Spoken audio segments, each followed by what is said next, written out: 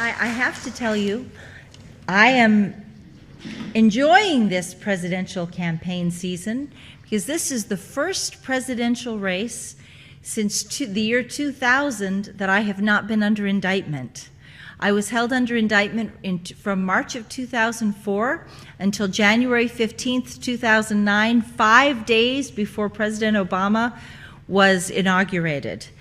And from the time of my release from Carswell Prison right up until the election, they fought to get me back in prison. I'll tell you tonight how they pulled every dirty trick in the book. I was even forced to appear in court without an attorney present, fighting against the U.S. attorneys to stop a bail revocation. It was the only day that my attorney could not appear in court, and he said he protested vigorously. He was a very effective counsel, but we had, this is about as dirty a case as you will ever hear. And I'll tell you about it tonight. I guess you could call this the secret confessions of a 9/11 whistleblower, but in fact, every American activist and intellectual, whatever your political stripe, it doesn't matter anymore. The Patriot Act has expanded the definition of sedition to say that you don't have to be engaged in violent activities. You don't have to be thinking violent thoughts. You don't have to speak violent words. If your actions, your ideas pose a challenge to the powers that be who are in control of the government, and a Congress member, your local Congress member might lose office. He might lose that election because you're too good at what you're doing. You are now subject to this. And you think I'm kidding, and I am not kidding you. I only wish that I was. It's worth noting as we start this that I was the second non-Arab American indicted on the Patriot Act after Jose Padilla.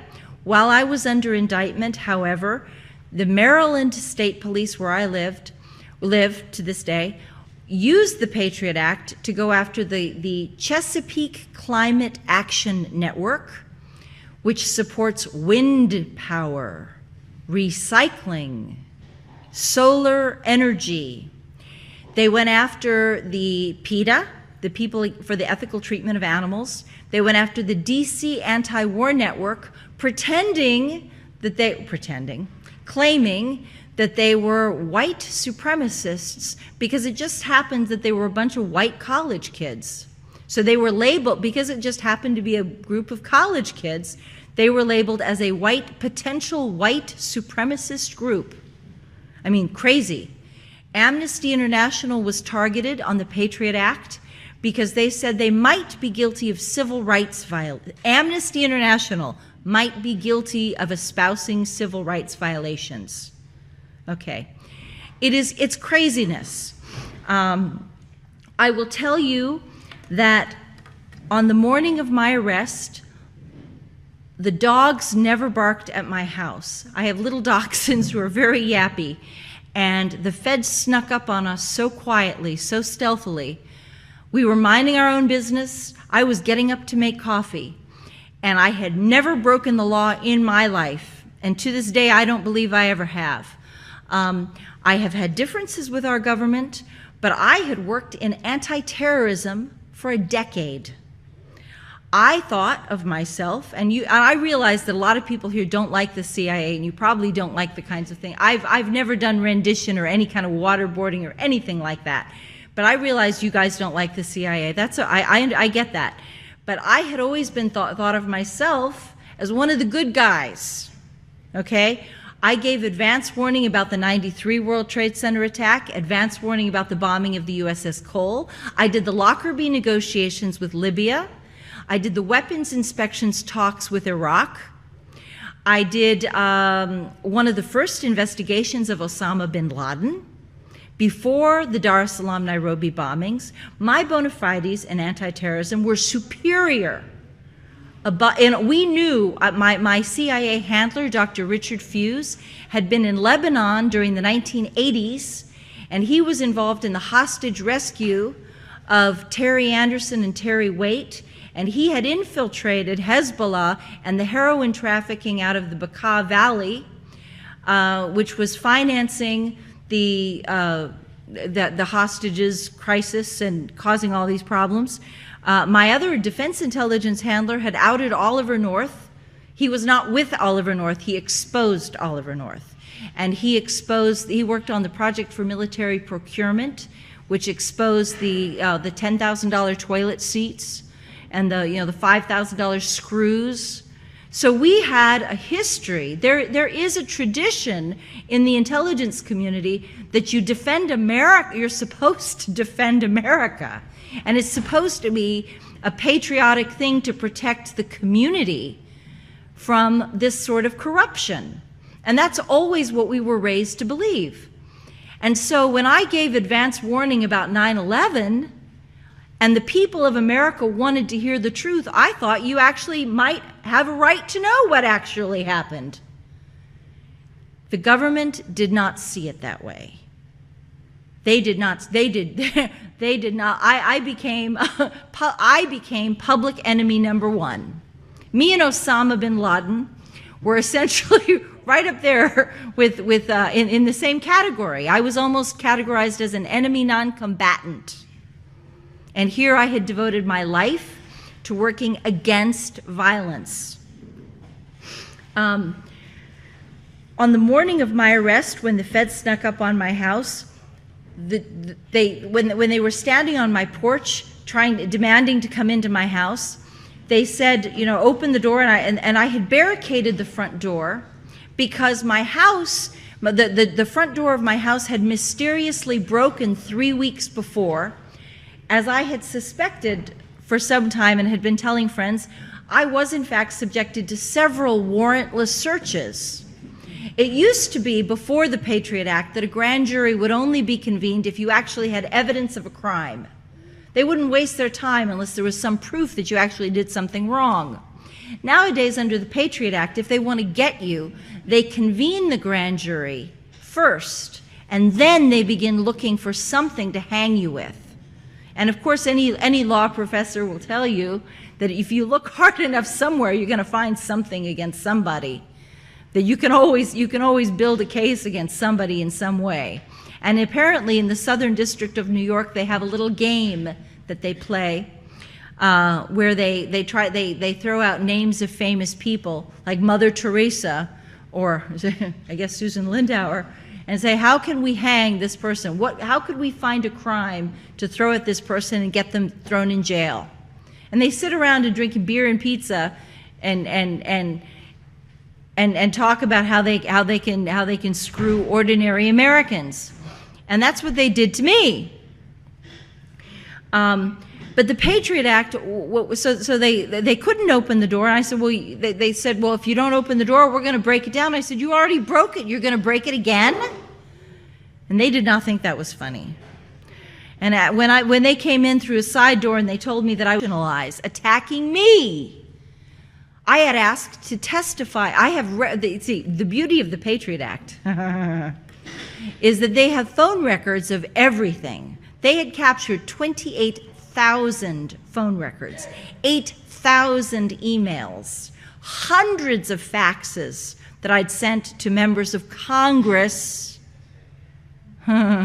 before the Iraqi war, telling members of Congress, under no circumstances should you go into Iraq. There will be no weapons of mass destruction. There's a peace option on the table, people.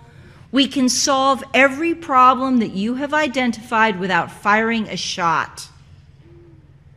Every single item on the agenda was resolvable. Iraq agreed to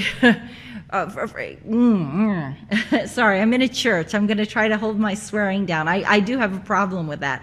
I really do. And if I swear, I apologize. But it really makes me angry. The Patriot Act is 7,000 pages, as most of you know, that was passed, that was pulled out of a drawer after 9/11, mysteriously intact. Okay? It was already made. and it mirrors thousands of pages, mirror the Soviet criminal code that established the KGB, the Soviet Gulag system under Joseph Stalin. Okay? Neighbors are, it allows things that you can't even imagine in the United States of America. Secret charges, secret evidence, secret grand jury testimony. By that I mean, we were never, I had two attorneys. One, the first was a public defender because I couldn't afford a $200,000 defense or $300,000 defense. This was going to be astronomical, so I had to have a public defender. He didn't know what to do. And he had a very low-level aptitude. He had a very not a low-level aptitude. He had a standard aptitude. He just had no specialty. He had no capability to do this case. My second attorney was, after prison, was named Brian Shaughnessy, and a superior attorney. One of the best.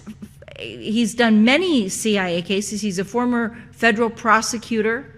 He had a top secret security clearance for most of his career. He worked in the court of Judge John Sirica. You remember John Sirica, who did Watergate? Brian Shaughnessy was the top prosecutor assigned to Judge Sirica's court. Neither one of these individuals, the low-level public defender or the supreme high-flying attorney who helped to overturn the sentencing guidelines. If any of you are from Harvard Law, you'll know how the sentencing guidelines were overturned. Brian Shaughnessy helped to do that. Neither one of these attorneys, the best of the best of the best, was ever allowed to know what I was accused of doing. They were never allowed to see the evidence that a crime even occurred. They were not allowed to know what the crime consisted of. What activity was it? What did this woman do? Oh, we can't tell you that. Oh, no, we can't tell you that. We do know that, because I know what I was doing in that time period, that I was possibly accused of receiving a book on depleted uranium and cancer rates in Iraqi children. And this book would have exposed, I suppose, the threats to American soldiers from long-term exposure to this hideous depleted uranium, which has caused grotesque defects in Baghdad. And because they had a health security risk, because we can't really tell our soldiers what we're doing to them, this was considered a classified item. But I should go to prison for 5 years because I got a book? Wouldn't you think if there was if you were on a jury and you heard that there was a classified evidence against someone, wouldn't you presume it was like something really big? Something really, boy, she must have done something really, really, really bad. No. Because they can exaggerate, they can falsify, they use the secret evidence to hide the paucity of evidence against you. They make it, it casts this big shadow over this, it's like one tiny little thing that creates this huge shadow across the room. And the other thing was that the other secret charge, we believe, was that the Iraqi government wanted to give the Bush administration the Bush campaign, not the Bush administration, the Bush campaign in the first election, several $100,000 in campaign contributions, which I immediately reported to my defense intelligence handler and stopped from happening. In other words, the Iraqis wanted to do it. I immediately reported it to the CIA and Defense Intelligence, and we stopped the crime from occurring because it would have been catastrophic to our efforts to get the weapons inspectors back into Iraq. My Defense Intelligence handler told me that if they ever gave money to the Bush administration, they would have no choice but to bomb them into the Stone Age. There would be no way of ever getting the sanctions off. So I was the one designated to stop that from happening, and they arrested me for it. Saddam had been trying to make friends with the U.S. very desperately. And be careful what you wish for, because they kept saying that that Iraq would be a strategic bulwark against Iran, and would be a way of balancing Iran's return to power and rise of authority. But I want to shift over to 9/11, because what starts to happen is that from the end of the Clinton administration, talks begin on resuming the weapons inspections and a comprehensive peace framework. And the CIA, in reality, was working on two paths. The CIA, and it wasn't that the CIA didn't know that Bush wanted to do this, but just like when you see Libya today, and you know that Obama's an idiot who was is an idiot for attacking Libya, you have factions. You have some factions who say, "Oh yeah, go get Libya," and then you have other factions saying, "Wait a minute, that's a really stupid thing to do." So these two parallel tracks it's not uncommon. I realize that from your perspective as outsiders, you're used to thinking of the whole intelligence community moving in unison, and that's not what happened. Zionist war on Syria and Iran. And this gentleman and I had a conversation before the talk. You'd be surprised to know I agree with him, and so do a lot of people in the intelligence community. It's insane what we're doing over there. And a lot of people knew that it would be a disaster to go after Baghdad, especially if we could get such a great sweetheart deal.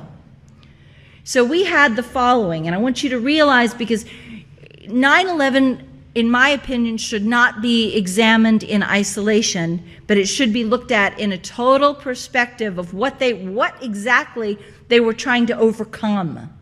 There was a fabulous peace option on the table, and the peace option included weapons inspections with no conditions, cooperation with anti-terrorism, including an FBI task force that Iraq had authorized to go into Baghdad and make terrorism investigations and conduct arrests and interview witnesses. And this is before 9/11. They also offered special priority contracts to the United States in oil production, oil equipment purchases, pipeline rebuilding. Iraq's oil infrastructure had been destroyed. And so the United States was going to have the lion's share of all those contracts rebuilding the oil industry in Iraq. You didn't have to go to war. You didn't have to kill a single Iraqi child. Not one American soldier had to lose their arm and a leg to go to get that oil. They would have given it to you. They wanted to give it to you. They offered you the Lukoil contract. Okay? They also offered us preferential contracts in telecommunications. That's telephones, satellites, internet. They offered us preferential contracts in healthcare, hospital equipment, pharmaceuticals. That's still something America makes. They offered to buy 1 million American manufactured automobiles every year for 10 years. You know, I got to tell you, if I had been allowed to talk, do you think George Bush would have got reelected? He was never elected in the first place. Yeah. Yes, that's right. But seriously, look at what the Patriot Act was used to do. The Patriot Act was used to guarantee the ignorance of the American people, so that you would be deprived of real factual information that you could use to make an educated decision about, an educated choice about what you want as a leader, from leadership and foreign policy. And in the middle of this, while these talks are going, and the CIA is pushing hard, the CIA was going for everything they could get. And I am, quote, deniable in the sense that the CIA doesn't have to admit that it's all true, but because we have the wiretaps, thanks Patriot Act, because we have the phone emails and we have the phone conversations, which I have them tapes. I have the tapes of the phone conversations. I can prove every single word of this book that I wrote, Extreme Prejudice. And in the middle of this, we have 9/11, which is more horrific in my mind, and which is already horrific in its own right. It's terrible all by itself in isolation. But it's even more offensive when you realize that why they deliberately constructed it. And it was allowed to happen on one hand. It was made to happen. It was command failure of the most egregious sort. But there was also hands-on manipulation. It was both. It was all of these things. The different factions going at it to different degrees that they were capable of contributing to it. And so you have the CIA on one hand fighting to stop it, and you have the other 15% who are wrecking a wrecking ball. And it's easier to tear things down than it is to build them any day. If you want to have you could have 5 people come in and tear up this room right now and have, the 100 or the 50, 75 of us, and we'd be trying to stop them, and they could just damage the place. And it doesn't take that many people. It probably took a team of 10 to wire the World Trade Center with explosives. But that's what they did. And the reason they did it was they knew that the international loathing of they wanted war in Iraq so badly. They wanted war in Afghanistan because they wanted to control the pipeline. They wanted to shift it away from Iran. Okay? And these poor Afghani people, I mean, I don't like the Taliban. I don't like the Taliban, okay? I don't. But they had nothing to do with this. They were not, the Taliban tried to tell us about the 9/11, that Al-Qaeda was planning something before 9/11 happens. Throughout the summer, they kept saying, something's going on. There was 105 reports from the CIA, 105 reports to the Bush administration top echelon throughout the summer of 2001, detailing new developments in the pre-9/11 investigation. Okay? And George Bush refused to take any sort of action. It would have been very easy to stop the 9/11 attack. And I'll tell you what I did, and now I'll tell you my story and how I intersect with that. Because I learned about the 9/11 conspiracy from my CIA handler, Dr. Richard Fuhs, in April of 2001. I was summoned to his office. He called me at home. We had regular weekly meetings, and we spoke on the phone every day, and he called me up and he said, Susan, I have a message for you to deliver to the Iraqis in New York, and I want you to come right away and get the message, and I want you to go up to New York as fast as you can. Now, I had been a back channel to the Iraqis since August of '96. I'd been a back channel to Libya since May of '95. So I knew, if there was a message, I knew exactly what to do. This was not new territory for me. Anti-terrorism was not something new for me. I'd been doing it for years. I knew the seriousness of it. We know how, we're trained how to execute it. Like if you have a grand policy speech, we know how to break it down into steps so that we can execute a stoppage if we want to. If you want to stop it, you can. It's very easy to do. It's not hard to do. So that's what our team set about doing. In April of 2001, my CIA handler said to me, come over, take this message. We are asking the Iraqi government for any intelligence on airplane hijackings. And we want them to know that if they fail to give us this intelligence, Iraq had already offered to let the FBI come into Baghdad. They were already invited to send an FBI task force into Baghdad. So I said to the diplomats, my friends, I said, hey, please send a cable to Baghdad. Tell them we're looking for this intelligence, and if you get anything, let us know. I went back to Richard. He said, so what did you do? What did they say when you threatened them? And I said, I didn't threaten them. I didn't need to do that. They've always helped us in the past. Iraq was one of our best sources on anti-terrorism for years, because Saddam recognized that anti-terrorism was something that was a shared value system with the United States. He was very paranoid of Islamic radicals. He was afraid they would destabilize his country under sanctions and take advantage of the dire poverty. And so, he always helped the United States. So if we asked him for something, he had excellent tracking. He'd get it for us if it was real. Uh-oh. If it's real, he could find it. Gee. So I go back to Richard Fuchs. He said, I didn't tell you to be polite to those people.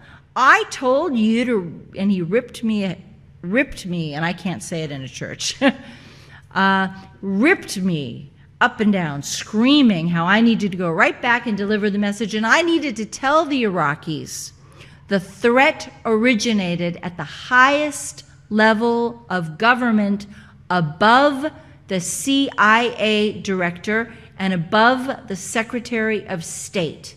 And those were the exact words I was supposed to use. Now, there's only 3 people who fit that category: the President of the United States, George Bush, Vice President Dick Cheney, and Secretary of Defense Donald Rumsfeld. Okay?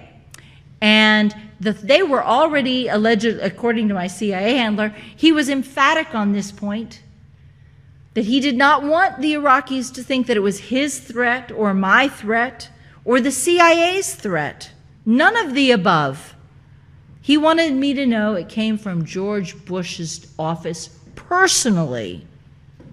And because of the way that things work, and because I was an asset in a back channel, when I'm told to deliver a message, that's exactly what I do. That is my job. That is my function.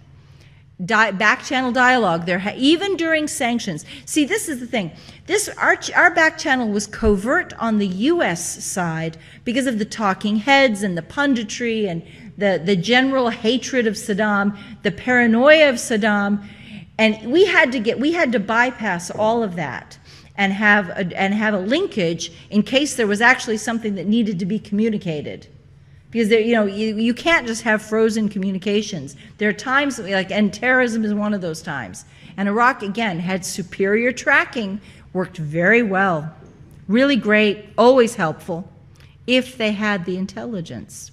So Saddam's government responded very worried, very friendly. In May of 2001, we were told that if the United States thought there was going to be a terrorism attack involving airplane hijackings and a strike on the World Trade Center, we should send the FBI immediately. The FBI task force. The diplomat assured me right there in that meeting he'd already been authorized to invite the FBI. Baghdad had already done it. He said, look, if you think there's something going on, by all means, send the FBI into our country right now. I can assure you I'll sit down with anybody next week. And I'll prepare the paperwork for them. I'll tell the ambassador we have to do this right away. You just give me their names. Give me the names of the FBI agents. Come on. Do it. I went back to Washington and I said, well, Richard, here's the answer to their threat. They said, send them on. Come on, let's do it. Bring it. Remember how George Bush liked to say, bring it, baby? The Iraqis said pretty much the same thing. You think there's something here? Bring it. Come on, let's do it. So throughout the summer, we had this weird thing happening where the Iraqis were promising everything you could possibly want. And every time we mention 9/11, they say, send the FBI. Why haven't you done it? We keep telling you to send the FBI. Why don't you do it? Gee, Susan, you keep asking us about this attack, but you realize the United States is the only one talking about it. We're tracing all of the intelligence regarding this attack, all this chatter, always goes back to you, meaning the United States. It goes back to Washington. So we were putting out feelers, and these other countries were spinning it back to us. But when when you do a back trace on where the intelligence was coming from that the foreign countries were responding to, they were responding to what we were telling them. So it was like circling back, but we were the origination. Do you understand? We were the origin of the intelligence. So in August of 2001, this continued throughout the summer. In August of 2001, on August 2nd, the Senate held nomination hearings for Robert Mueller to head the FBI. I had a very prescient conversation with my CIA handler, as it turns out. I said, you know, there's never been a terrorism investigation that guy didn't throw. What do you think he'll do now when this new attack occurs? And my CIA handler and I had a rather vicious, catty conversation about how we were convinced Robert Mueller was going to screw up the 9/11 investigation. And I talk about that in my book. It was August 2nd. And Richard Fuisz said, oh, Susan, you know, what if there is no FBI director when the attack occurs? And anything back from Baghdad. He said, oh no, it's too dangerous, don't go up there. See, we were expecting two things to happen in tandem. We were trained, and this is important because whether it's actually true, whether it's factually true, the intelligence community was prepped in advance to expect airplane hijackings. We were told that was how it was going to go down. Plus, we were also told that there would be a, quote, miniature thermonuclear device that would be used in tandem with the airplane hijackings. And so I remember having conversations saying, well, where are they going to get a nuclear bomb? How are they going to get it on an airplane? How is this going to go down? And we figured out that they could always steal a bomb from anywhere in driving distance to New York City, because they're not watched over very carefully. None of those munition supplies are watched over very well. And so in July, we're talking about this. And we're talking about a nuclear bomb being used because we're expecting the towers to collapse in a combination of airplane hijackings and some form of explosion. Now, I know that I'm with architects and engineers, and I know that Richard Gage has done a superior job of investigating nanothermite. I defer to his investigation on the type of explosive that was actually used. You don't need to say, oh, Susan Lindauer says it was a nuclear bomb. Before 9/11, we were prepped to expect explosives. That's the point. And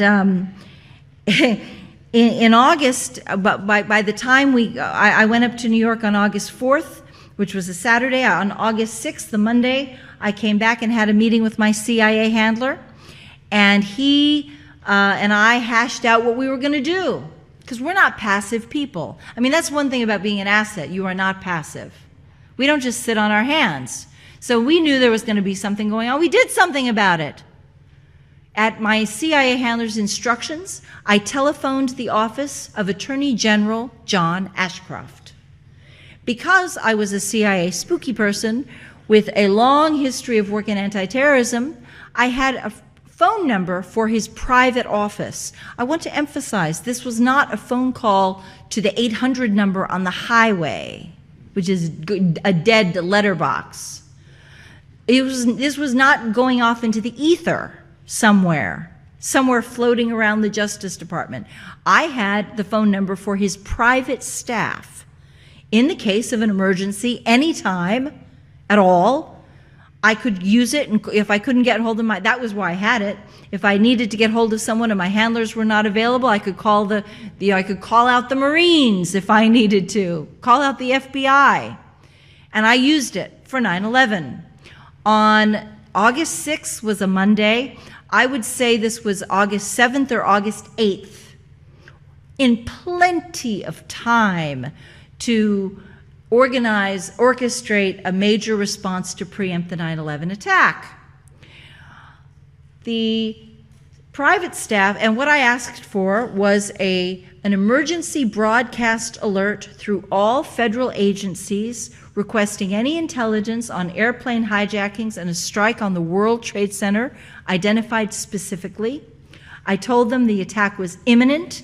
We expected mass casualties and a possible miniature thermonuclear device, which we believed would have been stolen from a munitions factory in the United States. So we were not saying it was going to be a foreign bomb. We believed it would be an American bomb used against an American target.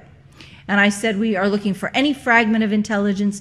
Please make this an emergency priority. We believe the attack is imminent. Respond through all channels.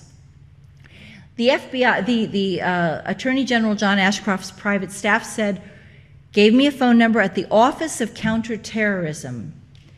And they said, repeat what you just told me to those people over there. And I did. And they I was told later that John Ashcroft's response to my call was, those darn CIA people, they keep complaining about this threat of this attack, this airplane hijacking, this scenario, they're going to strike the World Trade Center. Yeah, they keep talking about this. But the bureaucrat had already acted to get the information, to get me the phone number for the Office of Counterterrorism. I'd already gone to them. And so the FBI office in Minneapolis sends back a response about the arrest of Moussaoui, okay? And they send it back through all channels, something that George Bush has never been able to explain. How did the FBI even consider that there would be such an attack? And how is it that they responded to all the Secret Service and FAA and all this stuff? And it was because this was an emergency broadcast alert. When I decided that I was going to, now I'm going to jump ahead. When I decided that I was going to talk, I'll jump now to Carswell and my arrest when I tried to talk. My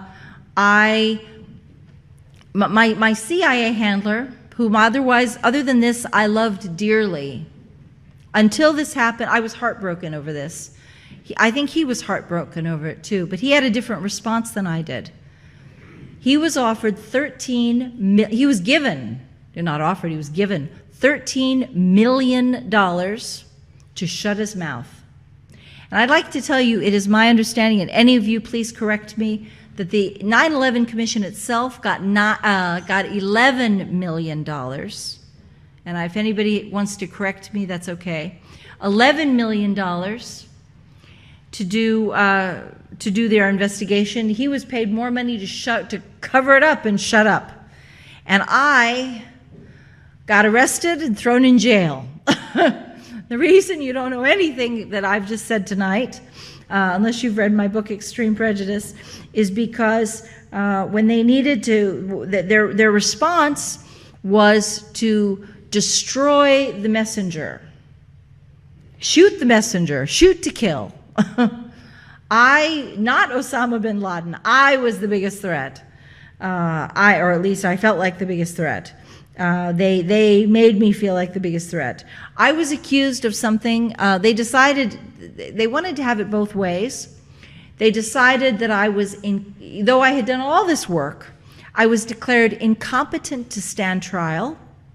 I was essentially, though they testified, and now listen, they testified that they saw no evidence of hallucinations, no evidence of hearing voices, no evidence of depression, no evidence of bipolar disorder. I've never a delusional disorder. Now, the propaganda about me is very different. They tried to make me sound like I was a lunatic. I was this insane Christian mania. I suffered from some kind of religious mania. And I do, and guys, I do believe in God. I do. And if you're atheist, I don't care. It really doesn't affect me. It's only my opinion. It's what makes me happy in my life. And I love the trees. I was telling Jane Milliken on the way over here, you put me in front of a tree and I'm going to be happy. I just love nature, and I love the beauty and the magnificence of this earth. So throw me in jail. which you did, which they did. But while I was at Carswell, it was publicly they were attacking me for allegedly being this insane lunatic. But at Carswell, the game that was playing out was how do we get her to how do we destroy her knowledge of 9/11? Because by this stage, not only did the Attorney General knew it, the FBI knew it, the Office of Counterterrorism knew it. The FBI interviewed my witness, Parker Godfrey, who testified about it. Judge Michael Mukasey, who was my judge, was also hearing Larry Silverstein's insurance claims for the 9/11 case at the same time. And I would go into court in shackles, pretty much in tears, just shocked out of my mind. For a while I was in Texas, and then at the very end they brought me up to New York. But Larry Silverstein's attorneys would be going out, and I'd be going in. And I'd be like, Your Honor, we knew about 9/11. And they'd say, she's crazy, don't listen to her. But Larry Silverstein got how much money? How much? $14 billion. That's insurance fraud. He should be forced to return it all. He should be sent to jail. But you can't get these people because they're too big. People like me are little. You can get us, but you can't get him. But I hope he chokes on it someday. Chokes on a dime. He just is a. But I was diagnosed officially with oppositional defiance disorder.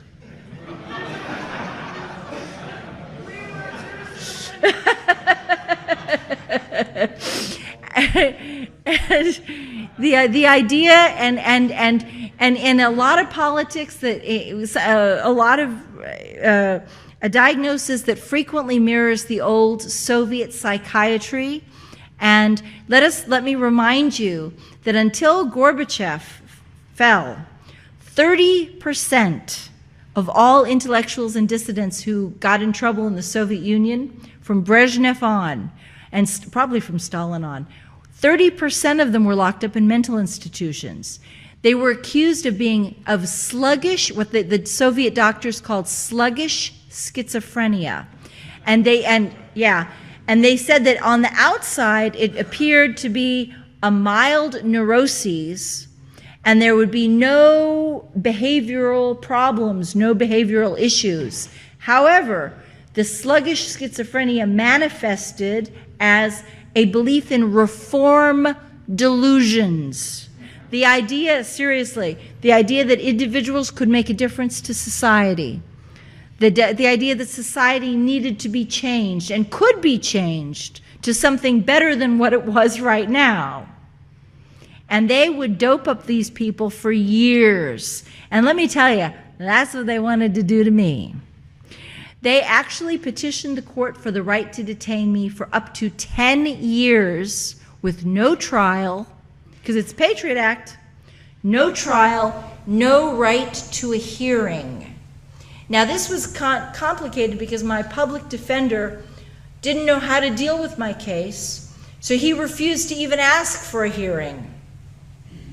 And I was like, I want a hearing. He's like, oh, no, we don't want to do that. Oh, gee, can't you just kind of go along with this? I was like, no, I'm not going to go along with this. And they wanted to drug me they actually petitioned the court for the right to forcibly drug me with Haldol, Ativan, and Prozac. Though I suffer no depression, they admitted that I suffer no delusional disorder. They had nothing to give the judge. I was not a threat to myself or to anybody else. I was a happy person in prison. The records show that I was cooperative, smiling, good eye contact, low key, no behavioral issues, functioned well on the unit. There was nothing. It wasn't like I was like attacking the guards or I was threatening anybody. I just kept to myself. I stayed, but they knew what my politics was, and that was all it took. And that's what it's about now. While I was there, my uncle, my public defender had abandoned me. My uncle, who was an attorney, tried to visit me, and we saw the first of the NDAA. I was locked up on a military base, so when my uncle shows up, who is an attorney, the military base told him that there was no prison on the base, and I was not an inmate there. I was not located anywhere on their facility. My uncle was quite perplexed by this. He said, I was at the hearing ordering her to go to Carswell. I have letters from the prison. I have the court order documenting her surrender. And what are you talking about? She's not here. How did you move her? How did you do this? He thought that, and then the second time he came, they had a new excuse. And that was that, there was a military base there. Excuse me, there was a prison on the military base, but they had no visiting hours on the weekends. So he wasn't allowed to see me then. Now, he traveled 700 miles in each direction, 1,400 miles round trip. And he liked to drive, he said, because he wanted to think and not have any phone interruptions, because my case was such a headache, such a complex mess, that he just wanted to tune it all out and just focus on driving. He could just think while he was driving. So he drove it. And he said, this is ridiculous. You have to let me into this base. And other inmates' families were going right around him, and they said, you can go in, you can go in. Nope. The Iraqi agent is not getting an attorney's visit. And so the third time he came, he had U.S. Marshals standing by. And literally the way that he forced himself onto the base was that he shamed Judge Mukasey into ordering the U.S. Marshals to stand by, flanking him at the gate. And they said, if you won't let Ted Lindauer onto this base, we're going to take him in over your objections.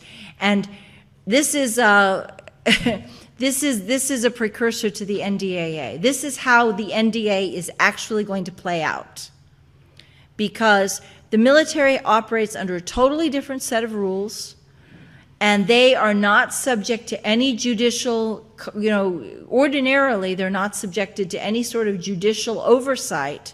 And so the military commander will decide whether they even acknowledge that there is a prison, or whether they allow a prisoner individually to be recognized. You could go back, you could literally lose your relative to a husband, wife, daughter, and never know where they are for years. They don't even have to give you a phone call. They don't have to let you write letters home. I mean, you don't even, I mean, you're not scared enough. You aren't. The Department of Homeland Security is already drafting a manual for how to run these darn things. And it's just, and how they're going to separate, how they're going to identify the ringleaders and separate them and put them in solitary confinement, and how they're going to you play loud music or loud noises like siren sounds 24 hours a day to break the spirit of these people, because we're all activists and we're all troublemakers, and so we're going to be a little bit difficult. Yep. We are. We're going to be trouble. We're trouble for these guys.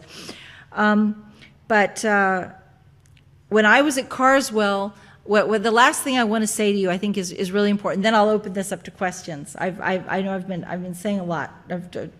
Hopefully, I've given you a lot of information tonight.